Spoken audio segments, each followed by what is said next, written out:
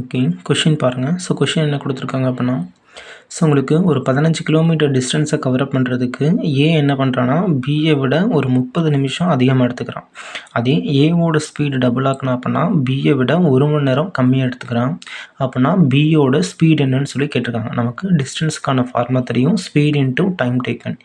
ஏவோட ஸ்பீடை நான் ஸ்பீட் ஆஃப் ஏனே வச்சுக்கிறேன், பியோட ஸ்பீடை ஸ்பீட் ஆஃப் பின்னே வச்சுக்கிறேன்.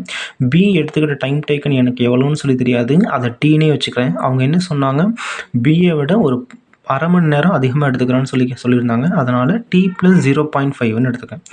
டிஸ்டன்ஸுக்கு speed into time taken, speed into time taken 2 பேரும் ட்ராவல் பண்ணி கொடுத்த டிஸ்டன்ஸ் சேம் தான், அதனால் ஈக்குவேட் பண்ணிக்கிறேன்.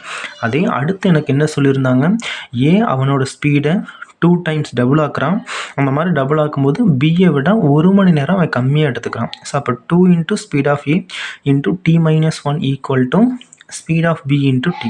ஸோ எனக்கு இந்த 2 ஈக்குவேஷனும் ஈக்குவல் தான். அப்போ அது ரெண்டையும் நான் ஈக்குவேட் பண்ணி அடித்து கொடுத்தா மட்டும் போதும், எனக்கு டீயோட வேல்யூ 2.5ன்னு சொல்லி கிடச்சிரும்.